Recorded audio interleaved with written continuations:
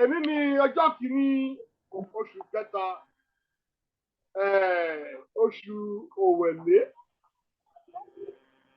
oṣù Ọ̀wàwà mo lè kí gbogbo yín láàkọ́ náà mo tọrọ gáfárà wípé GFM ò lè sí ní ìpàdé yìí pẹ̀lú wa nítorí wípé ó tẹ àbíkẹ́yìn wọn díẹ̀ wọ́n sì wà ní ilé ìwòsàn ní Èkó kí Ọlọ́run kó jọ kó bá mú ọmọ náà ní ara dáadáa láìpẹ́ mo lérò wípé wọ́n á padà tó join wa títí ọ̀la sí ọ̀túnla ẹlẹ́ẹ̀kejì ni wípé oṣù ti parí ṣùgbọ́n ọjọ́ karùn-ún la máa ń san owó oṣù wa ọjọ́ karùn-ún oṣù la máa san owó oṣù wa tí oṣù náà ò ní yege mi ò ní penalize anybody lóṣù yìí bí ẹ̀fẹ́ dé àbí ẹ̀fẹ́ dé ṣùgbọ́n àwọn tí a bá máa yọ owó kéékèèké nínú owó wọn látàrí àwọn owó tí wọ́n ti yá àbẹ̀rẹ̀ sí fi oṣù yìí tu àdánù wọn ní ọ̀nà tí ẹ̀jẹ̀ ò ní yọ ọ̀nà kíkọ́ ṣàyàn kẹ́jẹ̀ máa yọ bá ṣe máa ṣe nìyẹn so ìyẹn ẹgbẹ́ kan ìkẹta ni wípé iṣẹ́ wa wọn ní gbẹ́bẹ̀rẹ̀ sí sanwó fún wa wọ́n ti send letter sí mi lánàá wípé hallelujah àti mi ti threshold wípé ìsìbọ̀ tó wọ́n bá máa fi pé $100 wọ́n máa send àwọn forms kan sí mi tàmá mi ìyẹn ni mo yẹn ń sọ wípé mi ò fẹ́ ká ra anything lọ́dọ̀ àwọn anybody nítorí wípé broadcast yẹn ó ń ṣiṣẹ́ dáadáa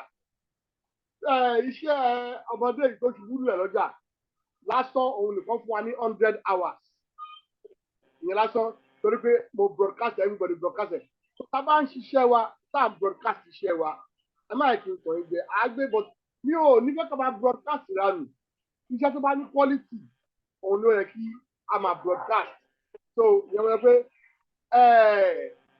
èèyàn lè ṣe competition nílé iṣẹ́ but ó láti jẹ́ healthy competition kò ní jẹ́ competition tó jẹ́ pé ẹ̀ ń bínú ra yín ìyẹn ni wípé iṣẹ́ tí èèyàn bá ṣe ó lè broadcast iṣẹ́ fúnra ẹ̀ ó lè rìn jìnnà ni kólúkálùkù broadcast iṣẹ́ ara ẹ̀ but a máa wá ní iṣẹ́ kan tó jẹ́ wípé lójúmọ́ a máa sọ wípé iṣẹ́ méjì báyìí la fẹ́ broadcast yàtọ̀ sí èyí tí ẹ bá broadcast individually lórí Facebook ní iṣẹ́ ẹ tí mo sọ wípé àwọn èèyàn ṣubú lọ́jà yẹn mo broadcast ẹ̀ more than sí èèyàn 500 lórí Facebook mo broadcast sí èèyàn bíi 700 and bíi 1000 lórí WhatsApp mi bẹ́ẹ̀ náà ni àwọn ọ̀pọ̀lọpọ̀ yẹn bá mi broadcast ẹ̀ wọ́n pẹ̀lú ẹ̀ náà a rí ju 700 view lọ 700 view yẹn pẹ̀lú èyí tí èmi ń play níbí I'm coming already tábìlẹ̀tì mo fi wọ̀nyí mẹ́rin ẹ̀ ni mo ní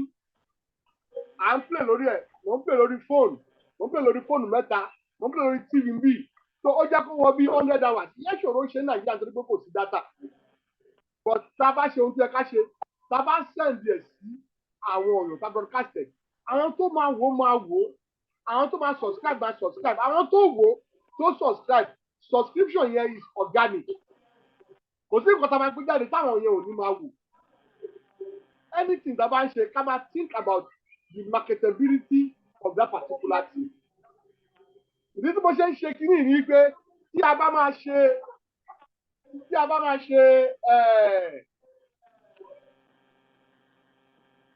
Zoom meeting pẹ̀lú àwọn tàbí fún ní nǹkan ní month end March yìí a ti máa set up apparatus wa síta a máa set TV síbẹ̀ a máa gbé sórí table a máa connect laptop mọ́ TV yẹn tí ó máa lo Zoom yẹn tó tá bá ti ṣe yẹn then ẹ̀yin méjì àti níbi Zoom then ẹnìkan wá anchor program yẹn but ní ti fẹ́ ká ṣe ni wípé ẹ jẹ́ bá ṣe ń lọ sí ìjẹ́ bá dàgbàlagbà tó wà ní ìgboro tí ó ní ìrànlọ́wọ́ mo fẹ́ ká bẹ́ẹ̀ ni àwọn àgbàlagbà ọkùnrin 10 obìnrin 10 tí wọ́n rẹ́dì láti wá sí compound wa láti wá gba ẹ̀bùn nǹkan tá a fẹ́ fún wọn tí oṣù yìí bá parí. so a dẹ̀ máa ṣe tó máa wà bí elaborate program so that ẹnìkan á jókòó wọn tv yẹn wà lórí kí ní àwọn bá wọn sọ̀rọ̀ bẹ́ẹ̀ ń ṣe bẹ́ẹ̀ nìkan bá ṣe ń sọ̀rọ̀ tó ń gbé fóònù ẹ̀ dání because mo máa record ẹ̀ lórí Zoom then cameraman máa wà tó máa jẹ́ 2 cameras tí wọ́n máa record ẹ̀ because post production la máa ṣe we are not going live yet Bára fi ṣe bẹ́ẹ̀ fún bí oṣù mẹ́fà tá à ń fún èèyàn 2020 nígbẹ̀yìn oṣù. Tábà máa fi wá go live àwọn èèyàn á ti mọ̀ wá. Àádọ́ máa kọ́ sóbi kiri pé ẹnikẹ́ni tó bá ní ìrànlọ́wọ́ kéré kan àbí òmíràn ó kàn sí wa lórí WhatsApp kan. Gbogbo àwọn tí wọ́n bá ní WhatsApp kan bá kàn sí wa wọ́n máa subscribe. Kì í ṣe pé mo rówó yẹn o. Ìtọ́rẹ àánúdá oore dẹ̀ lórí wọ́tọ̀. Ọ̀nà mẹ́ka ṣe.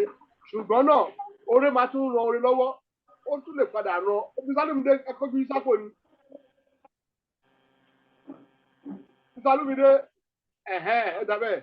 So oore lórí wọ́tọ̀ mo dẹ̀ ní ìgbàgbọ́ wípé nínú ọdún yìí nínú oṣù máṣì ní òkè bá jẹ́ tọ́lọ́run ẹ má forí lọ́rọ̀ ẹ gbórí sókè bí segment Ọlọ́run á ṣe dáadáa.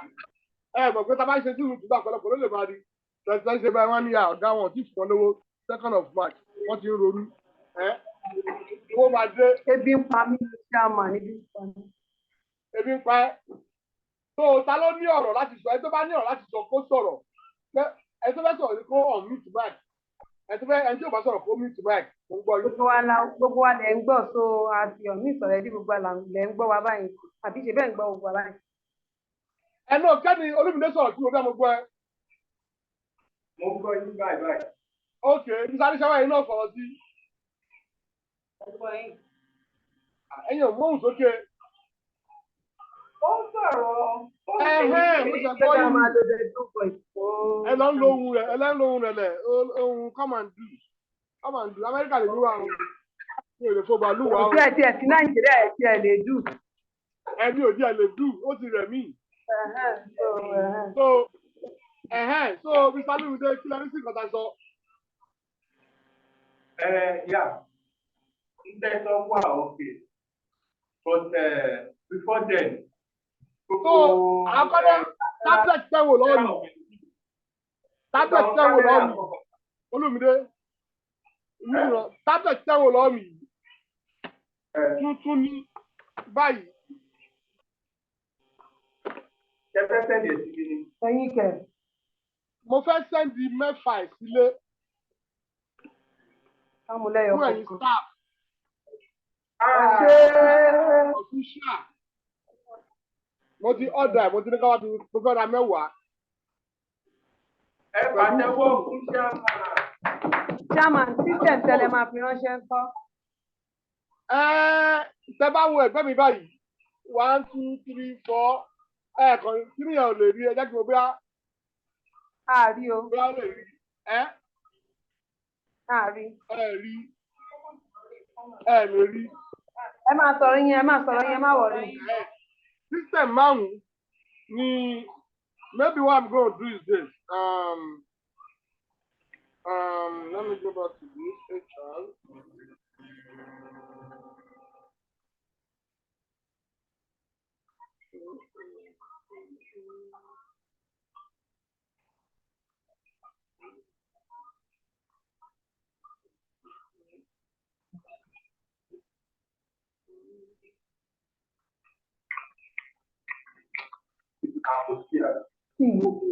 Tí wo ní ohun pẹ̀lú kí ni? Pẹ̀lú kí ni?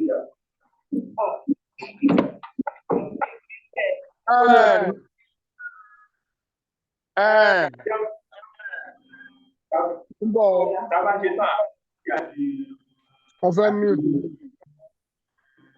Ẹ ṣáà ń gbọ́ mi. I'm going to show video.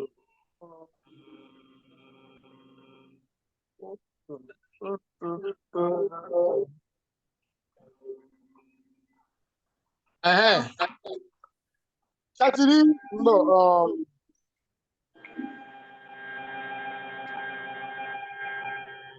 ṣẹ́rá àwọn systems yìí.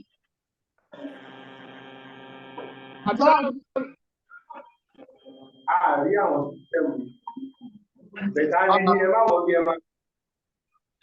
Rí kẹ̀.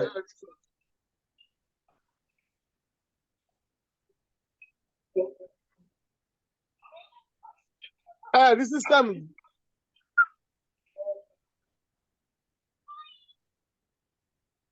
Rí. No, sir. Rita. Rí pé èmi rí náà. Ṣé lọ́dọ̀ yín bẹ́ẹ̀ yẹn? No, mo ti fi another phone lọ sí.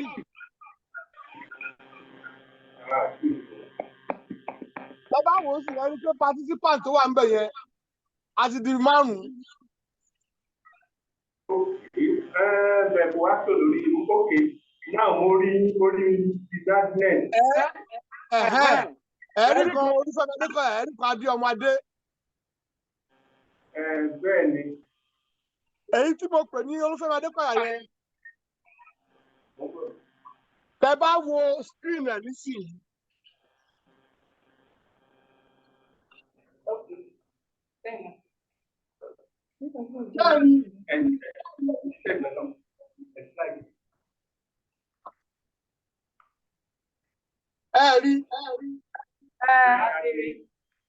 Ẹ̀rí kẹ̀.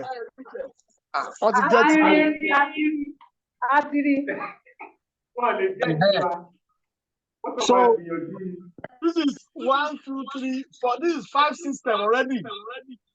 Laptop mẹ́rin ló wà lókè ń bẹ̀ yẹn. Mọ́tò tó dẹ̀ ń bọ̀ lé mo ti kó bí 20 laptops sínú ẹ̀yìn afẹ́ tà ni.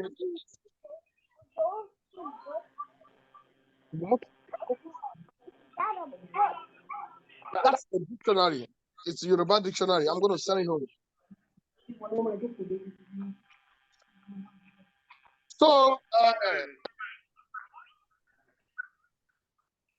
ta ló lọ́rọ̀ láti sọ ká tó mú ìpàdé ìwá sókè akọ̀wé fẹ́lẹ́ ṣe tẹ́sítì mi. Okay. Kò sí problem sọ̀rọ̀ fún pé káwa èèyàn 10 àbí àgbàlagbà 10 obìnrin 5. Ṣé 20 ni? Okay, 20. 10. Okay, obìnrin 10. Àgbàlagbà 10 ọkùnrin, àgbàlagbà 10 obìnrin.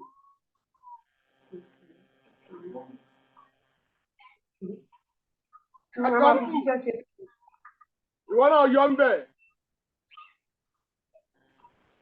Àwọn ọdẹ owó ìṣẹ́nu bí ẹnu wòlíì tó ń jáyán.